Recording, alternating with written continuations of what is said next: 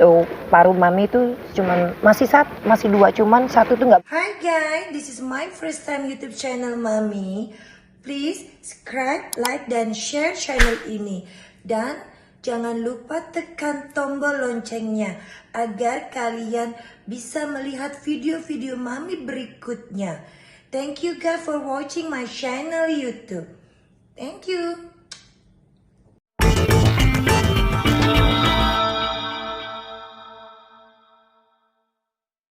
Hai guys, apa kabar semuanya? Hari ini kegiatan Mami mau afternoon tea, bincang-bincang dengan salah satu dokter. Terus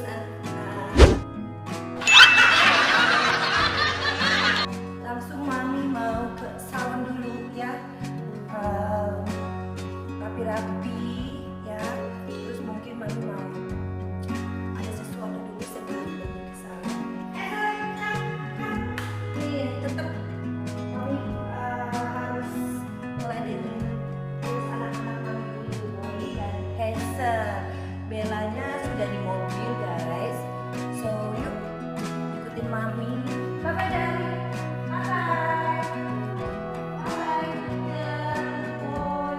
Sayang, jangan beginilah anak-anak Mami mau pergi dulu, harus beres-beres semua makanannya ya. So oke, kita ketemu di salon dulu. Oke guys. Akhirnya sampai juga di salon kesayangan Mami, Big Star. Ya, you know, salon ini yang punya ya Mak Eri. Halo. Apa kabar? Mau di sini mau di salon ini rambutku. Biasa ya, Mi ya? Biasa. Mak Erik mana Mak Erik? Ada. Kita sampai. Ini my client yang ini my client VIP reguler ini. Ini Mak Erik, the owner Big Star ya. Foundernya dia nih, itu yang punya rambut-rambut Mami nih Bali nih dari sini. Oh, jadi hari ini mau diapain nih, Ma? Mau styling cuci blue atau gimana? Aku mau di styling cuci blue. Oh, temanya? Temanya mau high tea. High tea. Yeah. Oh, yang curly baby Yeah. kecil ala Rosalinda Iya, Ayamo. Rosalinda Oke. Ayamo. Hai sih, segera kita panggilkan tim kita Universe.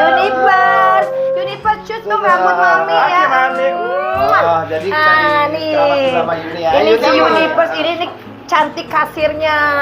Inilah si Universe. Kita mau keramas dulu ya.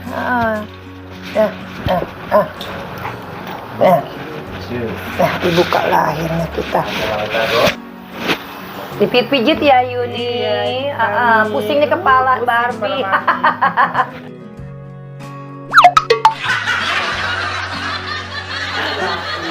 Aduh. Oke, hari ini Mami kan mau pergi ke dokter pribadinya Mami dan dia pingin looknya hari ini karena hari Minggu pengen dia bersantai, tapi tetap Mami tuh nggak bisa lepas dari glamor. Aku pingin dibikin seperti wave ala Meksikan Latinos gitu.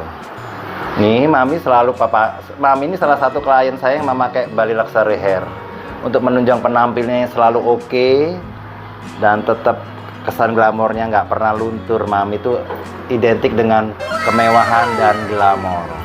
Oh jadi kalau style gaya, Mami ini kan identik wanita-wanita mahal nih, wanita glamor. Dia selalu mempercayakan hairstyle rambutnya dengan saya pribadi. Saya kan hairstylist pribadinya Mami ya, Mami ya. Yes, kita kalau ke luar negeri selalu bawa Erik because I like the style. Ya nggak? Thank you Mami, I love you. Kita tunggu ya hasilnya sayang.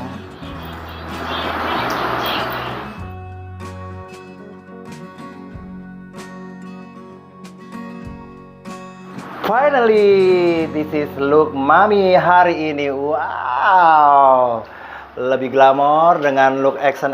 Wow, dengan hairstyle hari ini dengan sedikit curly Latino.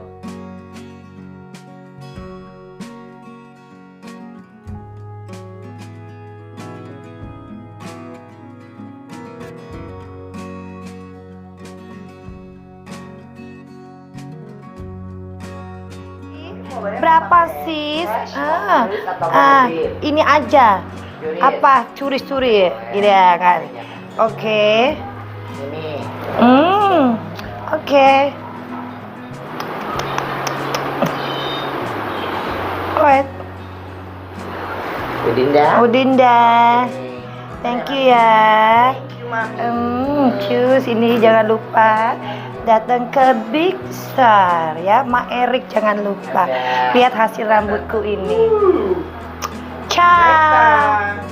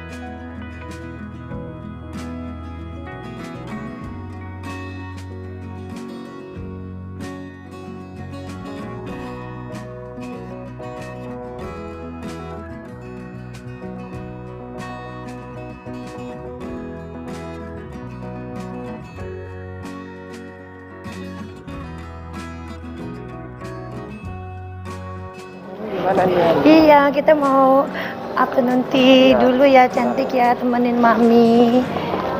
Sini. Halo. Hai. Baik. Nah, di situ aja tuh ya. Mami hari ini mau ngapain ini ceritanya? Ada mau dengan ketemu dokter, mami mau bincang-bincang saja. Sekalian mau check up, and last week kan. Mami sakit ya? Iya, jadi sekalian lah kita afternoon tea, sudah lama kan, jadi sekalian saja gitu. Sambil dokter nunggu dokter datang, kita pesan makanan dulu ya. Kita sama Mami ya. Oke, yuk sebentar lagi.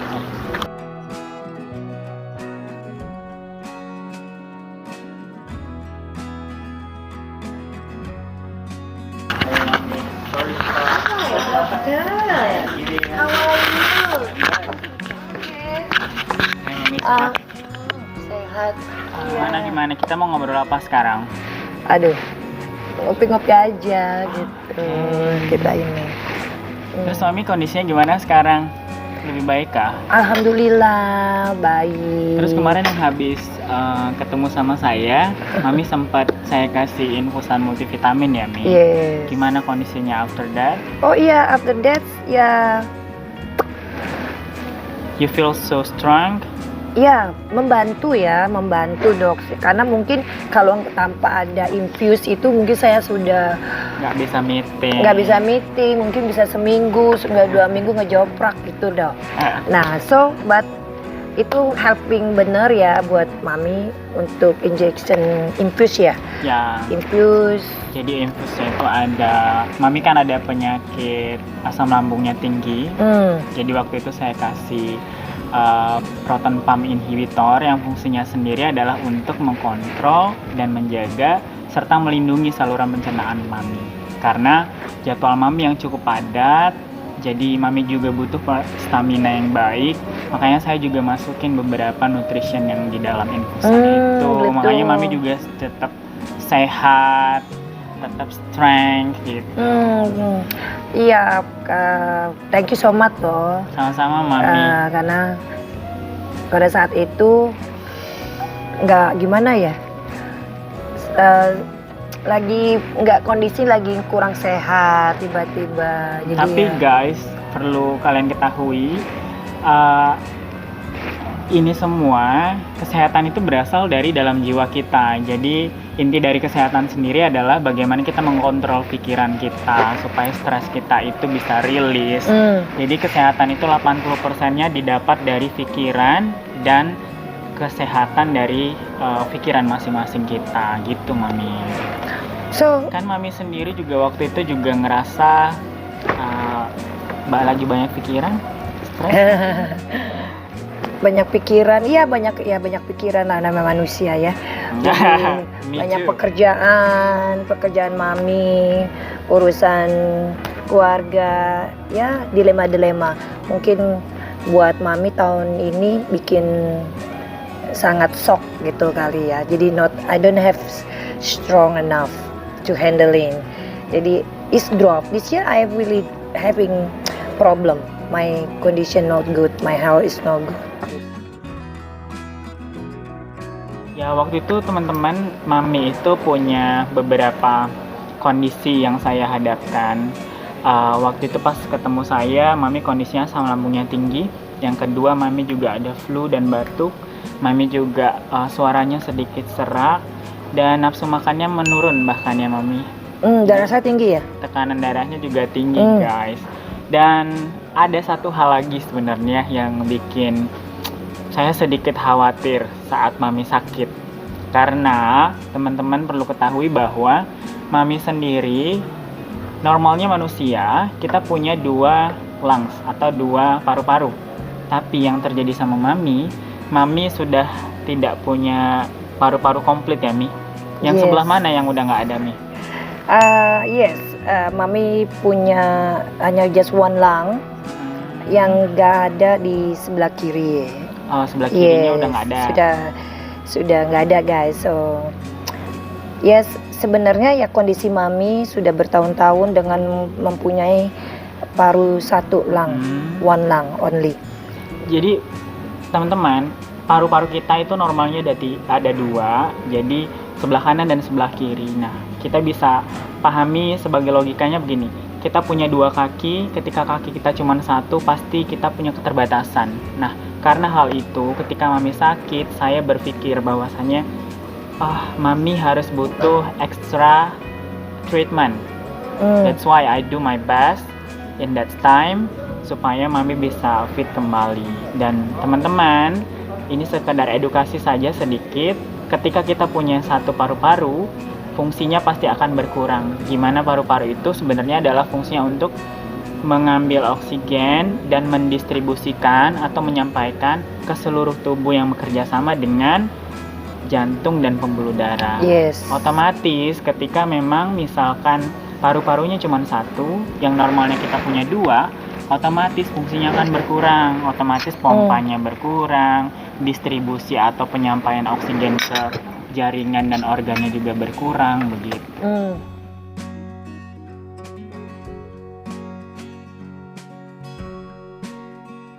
Nah dok, kan kondisi mami yang cuma punya 1 paru-paru gitu, dengan aktivitas mami yang super padat, super wow gitu kan.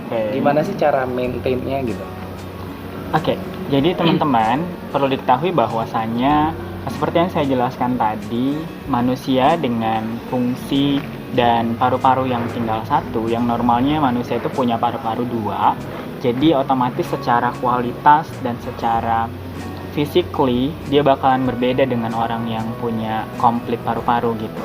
Pertama, fungsi dari paru-paru sendiri tadi saya udah jelaskan bahwasanya fungsi paru-paru tersebut adalah untuk memompa oksigen dan mendistribusikannya ke organ dan jaringan sekitar seperti ke tangan kita, ke telinga, ke mata. Terutama yang paling butuh banget itu adalah dikasih oksigen adalah otak. Iya. Jadi teman-teman harus tahu, pertama banget yang harus dikasih oksigen adalah otak. Oleh karena itu, kenapa kalau misalkan ada benturan di kepala atau ada benturan di bagian belakang kepala, orang bisa saja tiba-tiba meninggal. Di pukul belakangnya itu bisa meninggal karena jalan dari oksigen, distribusi dari pembuluh darahnya itu akan terhenti gitu. Dan otomatis otak nggak bisa menerima oksigen. Sementara 60% dari kinerja otak itu adalah butuh oksigen yang banyak.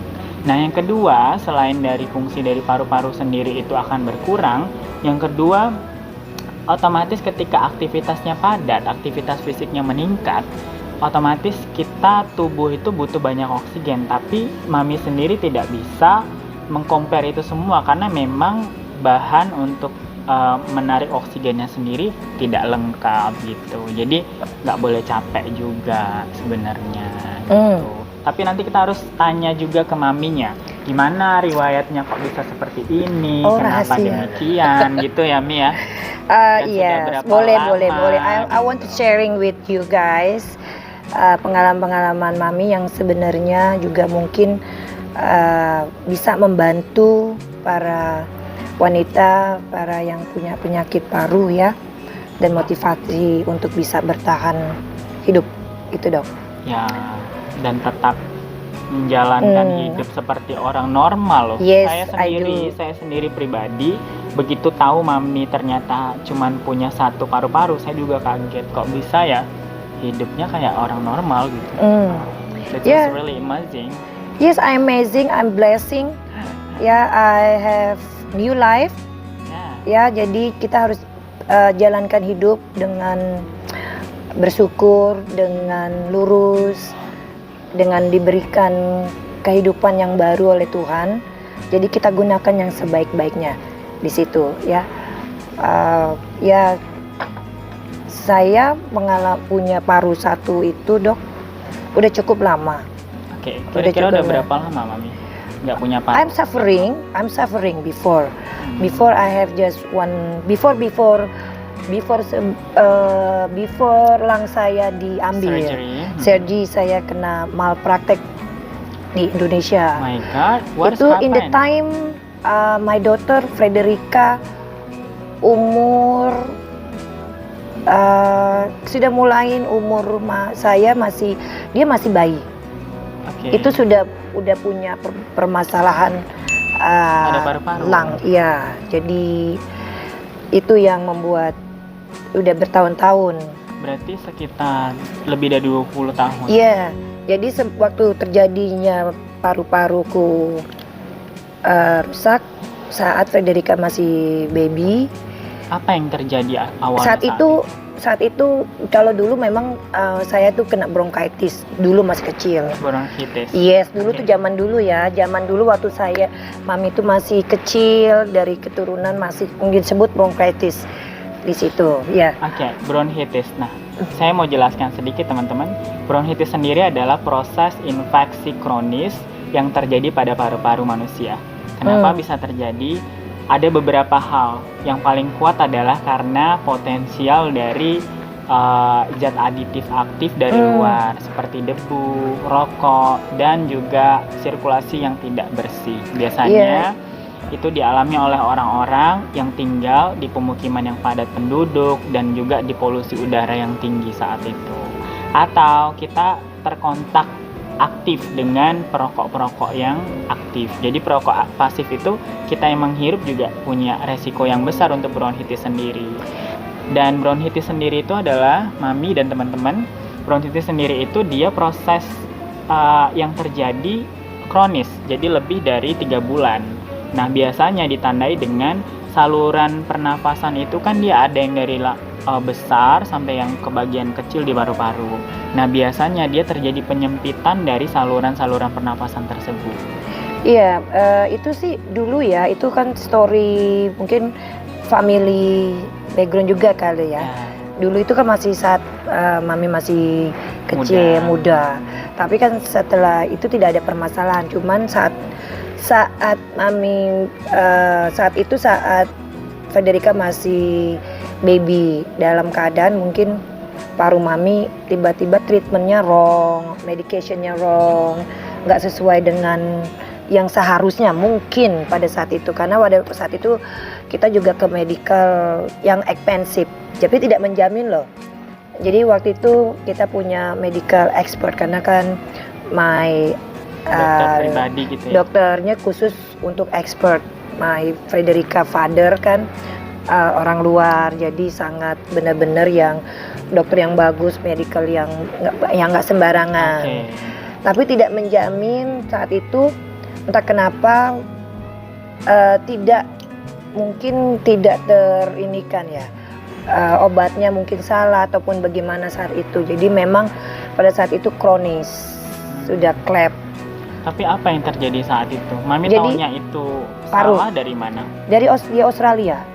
Oh, jadi ceritanya mami yes, dulu sebelum saat itu I'm survive di Indonesia karena benar-benar sudah klep. Pada saat itu Frederica masih baby, sudah klep, sudah koma, dimasuk emergency. Mami sempat Yes, koma. Sudah saat itu mungkin is dead. Aku nggak tahu ya, cuman saat itu my mom masih live dan Frederica masih baby pada saat itu. Jadi sudah tidak ada nyawa atau apa nggak tahu deh, karena pada nggak inget lagi. Sudah dibawa ke emergency di Medistra. Nah itu Frederica masih baby, jadi dibawa ke rumah sakit untuk treatment karena sudah tidak ada nyawa ya kali ya. Pada saat itu udah dingin, udah kaku di keadaan yang sudah kaku di dalam kamar. Nah karena orang tua saya masih hidup waktu itu kan jagain, emergency lah masuk ke situ. Nah entah kenapa cukup waktu yang cukup panjang itu dok. Saya juga nggak tahu lah ya. Jadi bisa dikatakan waktu itu mami ngerasa kayak udah nggak ada. Oh aku iya lagi. Nggak tahu itu karena pada saat Pingsan. Itu cerita dari orang tua ya, orang tua mami yang saat itu yang sudah dibopong ke rumah sakit itu. Pada saat itu aku nggak tahu karena kan sudah nggak sadarkan diri, sudah mungkin koma atau udah dingin dalam keadaan itu didapatkan di kamar sudah kaku dingin. Tapi maksud saya mami, sebelum terjadi hal tersebut biasanya ada tanda-tandanya dulu. Misal mami ada ngerasa sesak nafas, nggak ada, hanya keluar darah. Muntah. Sebelum muntah maksudnya. Muntah, keluar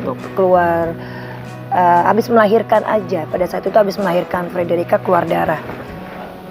Gitu kan saat itu terjadi saat habis melahirkan Frederica keluar darah, jadi tidak ada batuk, tidak ada apa-apa, cuman tapi bingung. Juga tidak tidak ada. Saya tidak perokok, saya bukan orang perokok ya, jadi oke aja, cuman mungkin kondisi mami yang nggak bagus. Nah obat-obat itulah yang tidak ngebantu. Nah ada perawatan mungkin sebulan di rumah sakit di Medistra. Pada saat itu ditolong oleh dokter khusus dokter Lang ya, paru, spesialis paru untuk pulmonologis. Yes, itu kebantu akhirnya dalam jangka waktu ya rawat inap di medical itu. Nah, jadi saat itu mami juga nggak ada ngerasa ada batuk? No, tidak ada batuk, tidak ada sesak napas ataupun ini, cuman badan mami tuh ngedrop, kondisi nggak bagus. Mungkin obatnya itu menurut itu obatnya kurang pas, tidak sesuai dengan menurut kondisi. Yes, dokter paru saya di sini di Indonesia spesialis. Cuma kan saat itu kita nggak bisa menuntut segala macam ya. Berarti ini kejadian waktu itu di Lampung? No, di Jakarta. Kita karena itu pada saat itu di IAEA.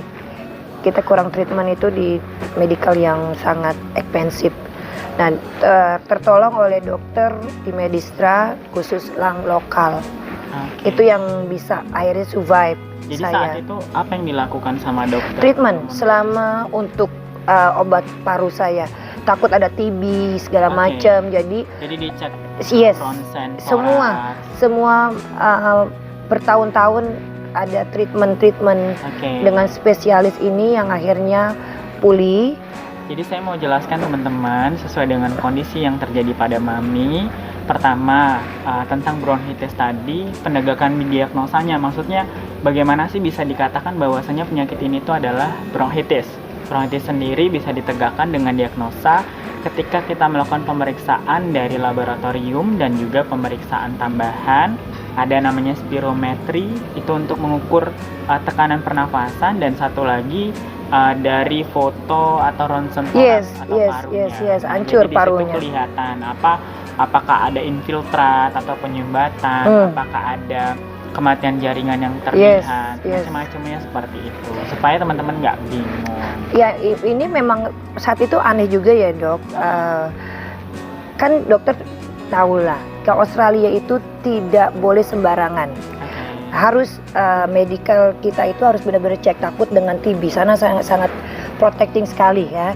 Jadi karena kondisi mami itu kurang oke, terus takut dengan terjadinya apa yang terjadi di saya. Jadi kita mau cari solusi ke Australia. Nah, jadi di Australia itu ketat. Jadi saya tuh benar-benar harus clear TB. Tidak boleh ada TB. Jadi benar-benar lung mami itu clean and clear, tidak punya penyakit yang ditakutkan. Di Australia itu sangat takut sekali dengan adanya TB. Jadi terus terang treatment saya di sini full totali supaya tidak kena TB, Dok. Nah, Tapi waktu itu mami enggak terkena sudah TB. enggak. Kalau dapat TB sudah ini Di nggak Depok.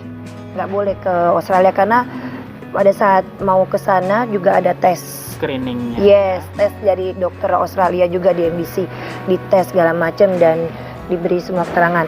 Jadi tujuan saya ke Australia waktu itu I have to move. Oke. Tuh, karena dengan pengalaman yang terjadi, nyawaku mau hilang ya.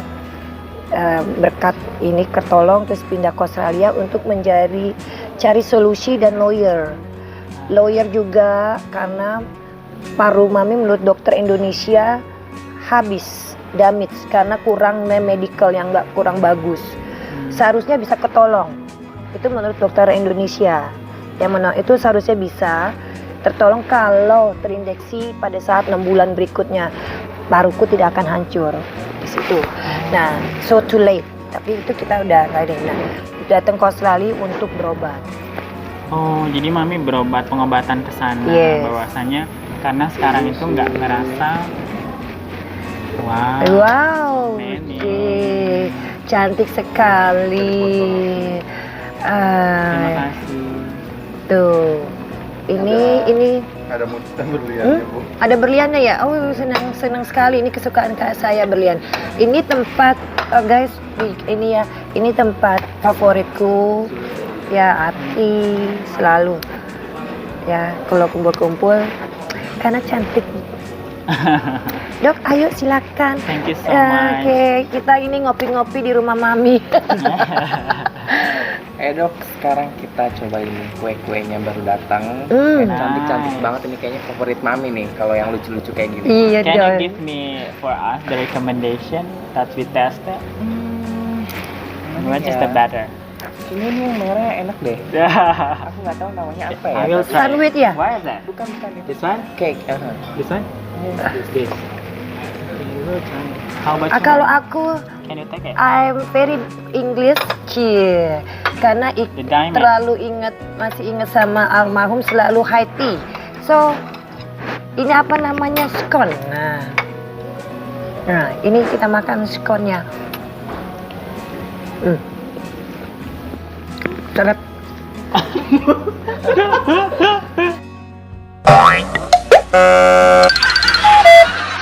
Karena scone-nya ini bikin sedap. Adonannya kurang bagus.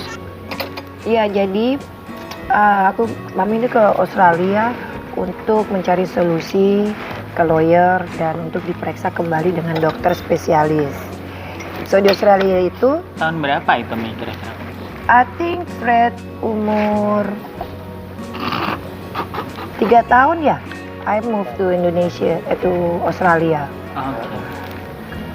Berarti sekitar tahun berapa sih? 2000. Iya, 3 tahun saya tahun Lahirnya tahun berapa, friend? 99. 99. Iya. Berarti 2021, Iya.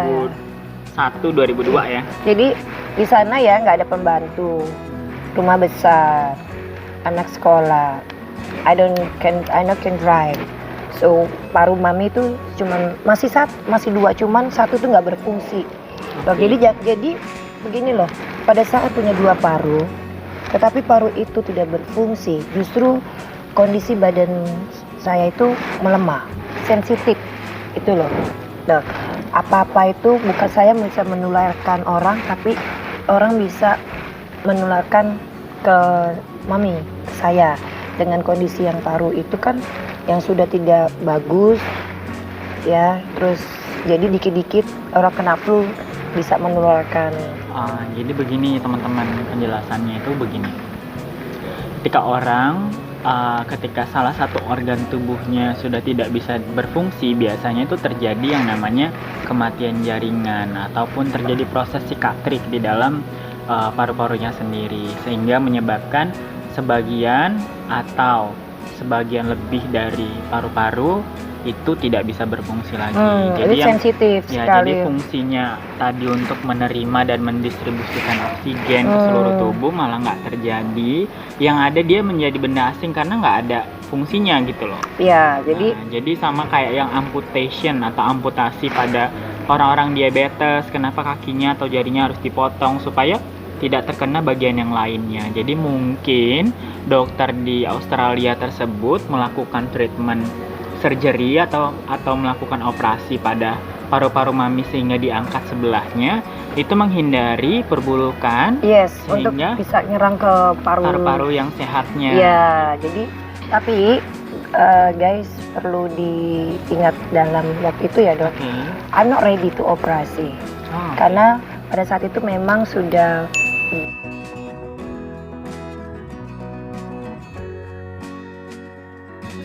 membuat bisa bertahan hidup karena I have Frederica. Pada saat itu I don't have anybody. Terus Frederica masih kecil. Gimana ya? Terus dia anak yang kayak anak super manja, mami ya. Kita kan terus datang ke negara orang kan dia belum, di Indonesia kan kita punya pembantu. Jadi di Australia itu kan semua para mandiri sekali. So saya belum siap untuk meninggalkan Frederica pada saat itu, belum bisa apa-apa. Dia walaupun dia udah sekolah SD, yang saya khawatirkan itu karena dia masih dulu itu dia mami girl. Jadi apa-apa harus mami. Dia mandi, dia pup, pokoknya semua aku.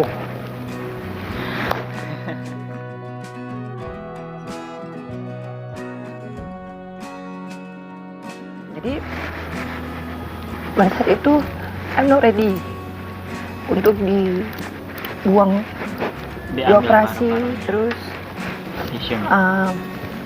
saya bertentangan dengan dokter spesialis. Jadi di Australia itu ada dokter GP, spesialis lung. GP like me? Yes, itu harus ikut treatment 3.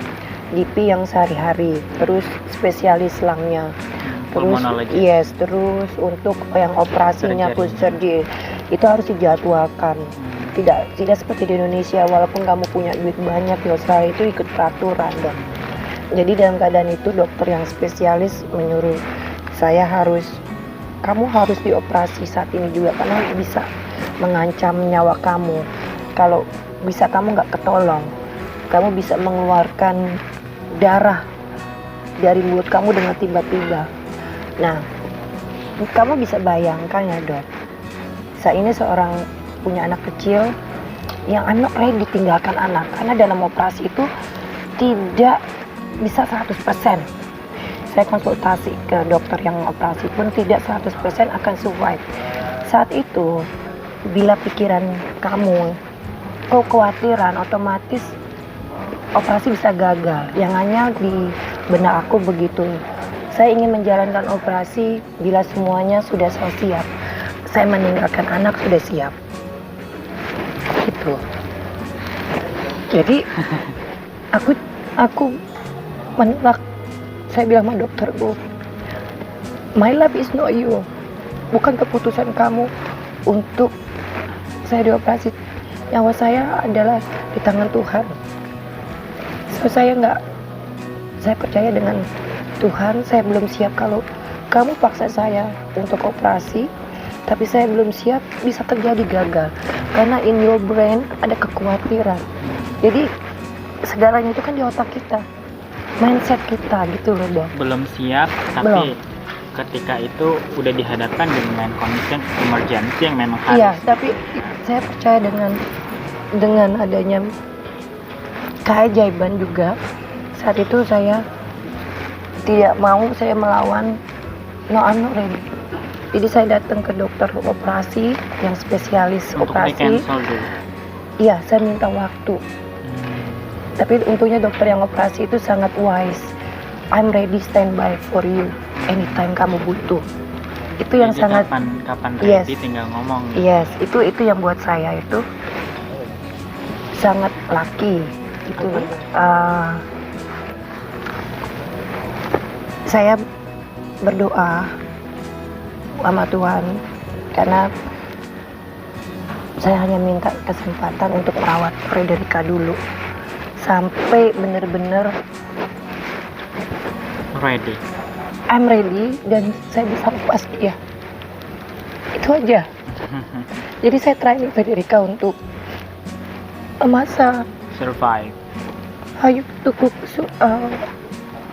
hot water, itu segala-galanya. Saya ajarkan dia terlebih dahulu. Saya bikin dia semangat. Itu yang saya bertahun-tahun untuk merawat Frederica, untuk siap segalanya. Nah, akhirnya 5 tahun kemudian saya nggak kuat.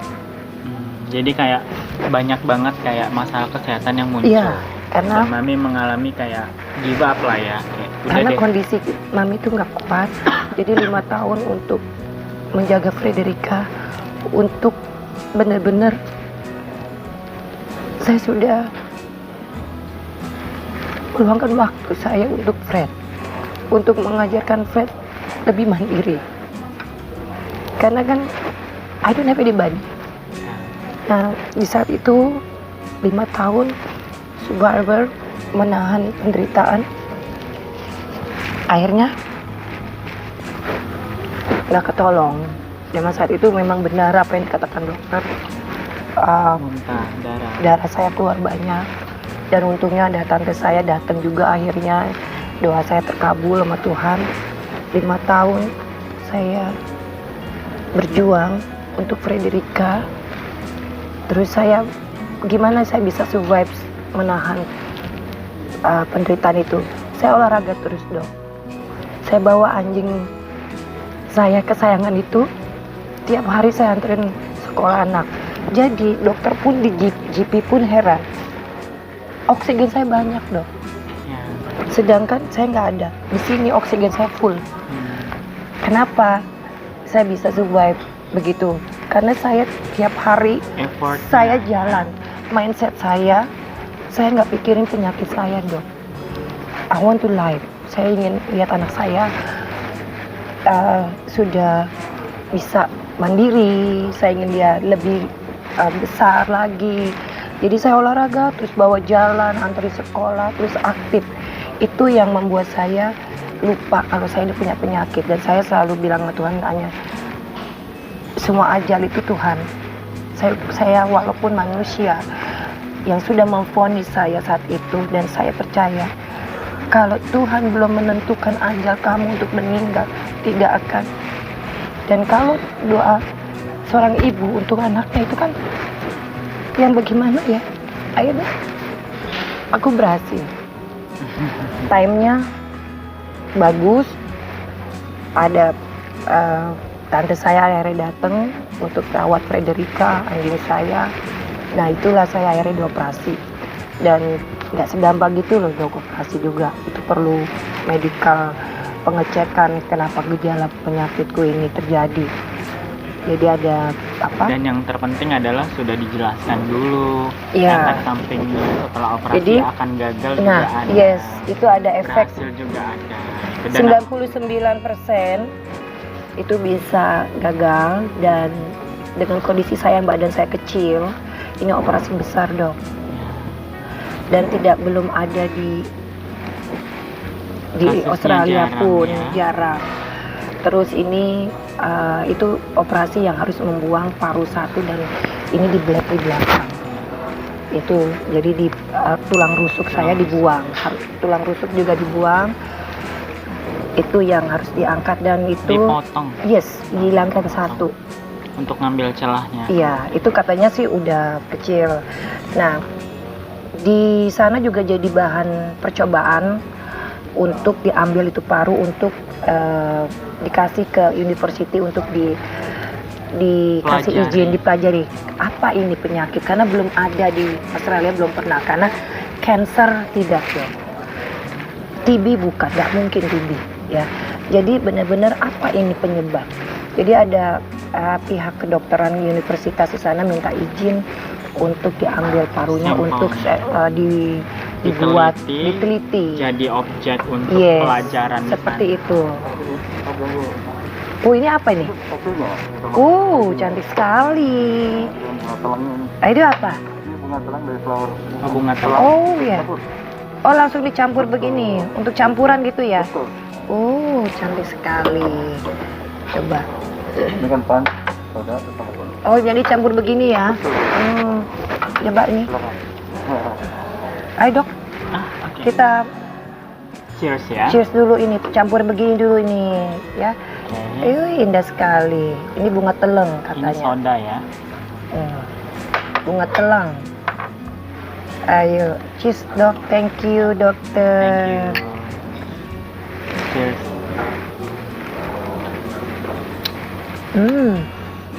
Segar.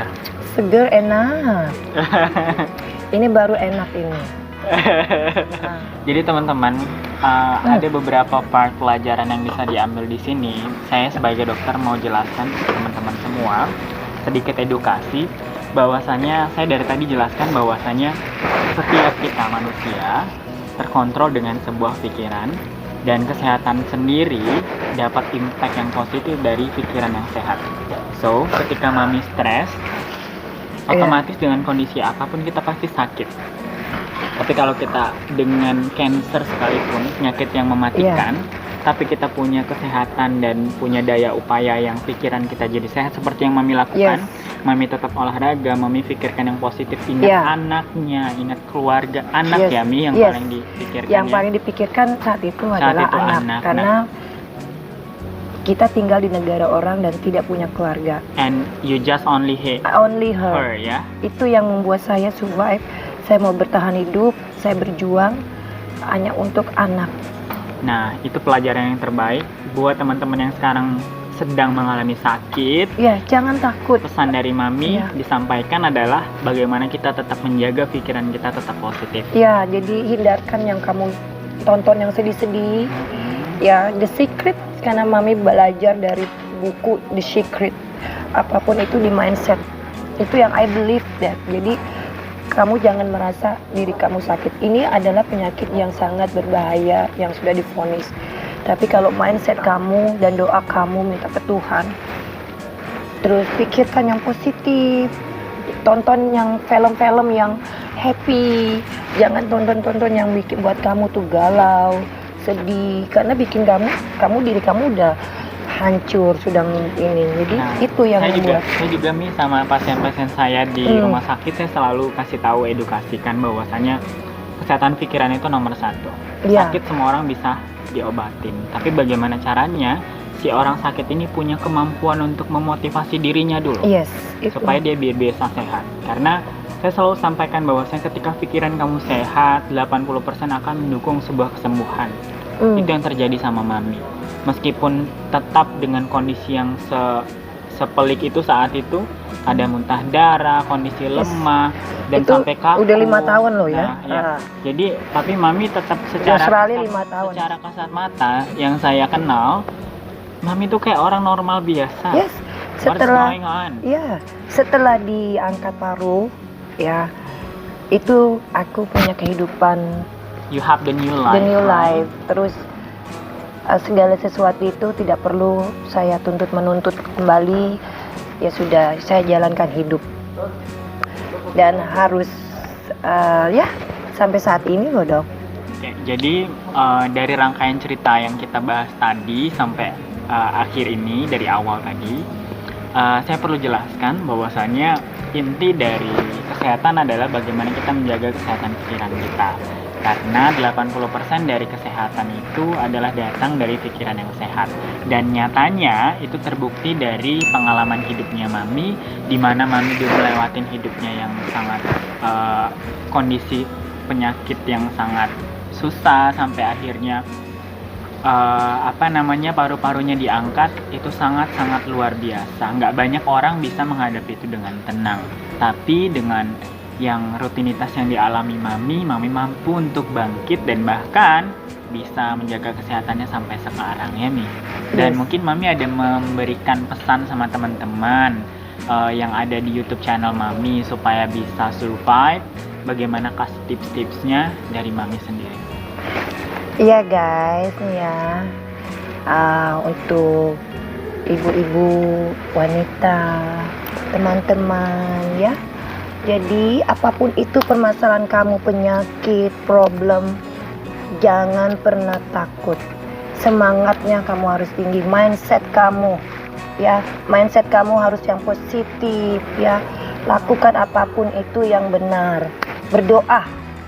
Percayalah dengan keadilan Tuhan, keajaiban dengan Tuhan. Kalau kamu doa kamu itu dengan sungguh-sungguh dan Tulus.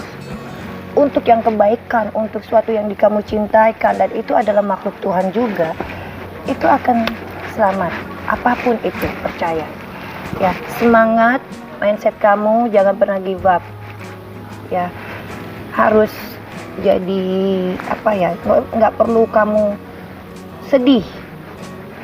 Kamu lakukan aja, berdoalah sama Tuhan semua, berbicara sama Tuhan apa yang kamu akan terjadi. Jadi Ya. konsepnya adalah bagaimana Mami bisa punya positive thinking ya Mi? Yes, positive thinking. Jadi pikirkan satu orang yang bikin kamu semangat, siapa bisa anak, bisa pasangan kita, keluarga, Ya. bapak, ibu. Nah itu yang menjadi poin kuncinya Mami bisa bangkit Yes. dan bisa sehat sampai sekarang. Yes. Dan kebetulan di case ini Mami punya circle yang Mami simpan sampai sekarang adalah anaknya, putrinya sendiri Yes, ya. itu yang membuat Bikin Mami. semangat. Yes, karena satu tujuan Mami, satu, saya ingin melihat anak saya sukses, dan Great. until now my daughter is sukses karena doa saya dari saya masih sakit sampai saya ingin melihat anak saya jadi orang sukses, dan itu sudah dipenuhin oleh Tuhan. Wow. Dan bawa bangsa kita. Yes.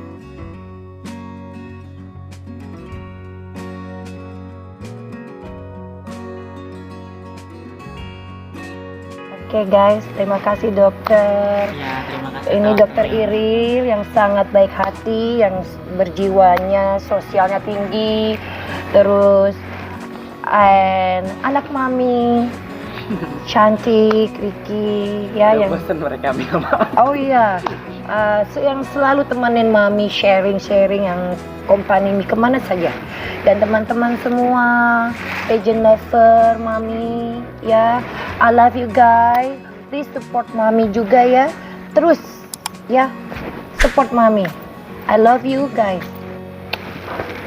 See you. Cheers lagi.